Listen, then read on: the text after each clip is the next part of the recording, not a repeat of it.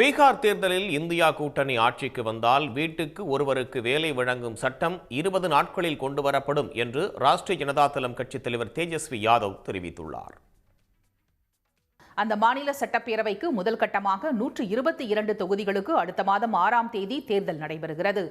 தேர்தல் களம் சூடுபிடித்துள்ள நிலையில் தேசிய ஜனநாயக கூட்டணி வேட்பாளர்களை ஆதரித்து பிரதமர் மோடி, உள்துறை அமைச்சர் திரு அமித் ஷா, மத்திய அமைச்சர்கள், பாஜக மாநில முதலமைச்சர்கள் தீவிர பிரச்சாரத்தில் ஈடுபட்டுள்ளனர்.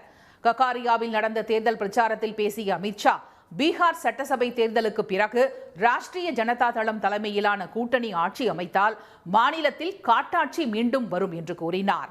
மக்கள் அனைவரும் தேசிய ஜனநாயக கூட்டணிக்கு வாக்களிக்க வேண்டும் என்றும் அவர் கேட்டுக்கொண்டார்.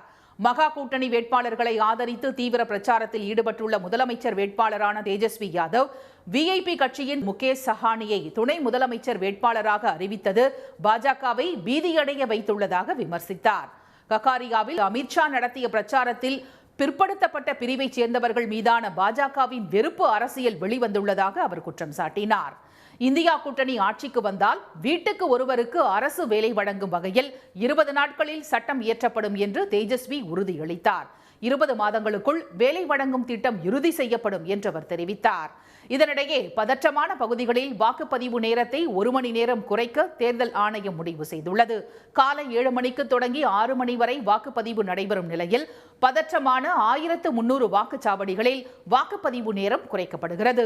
முதல் கட்ட தேர்தலில் சிம்ரி, பக்தியார்பூர், மஹிசினியின் சூரியகர்கா தொகுதிகளிலும், இரண்டாம் கட்ட தேர்தலில் செயின்பூர், ரஜோலி, கோவிந்த்பூர், சிக்கந்திரா, ஜமுய், ஜஜ்ஜா மற்றும் சகாய் சட்டமன்ற தொகுதிகளின் அனைத்து வாக்குச்சாவடிகளிலும் திட்டமிட்ட நேரத்துக்கு 1 மணி நேரத்திற்கு முன்னதாக, அதாவது மாலை 5 மணி வரை வாக்குப்பதிவு நடைபெறும் என்று அறிவிக்கப்பட்டுள்ளது.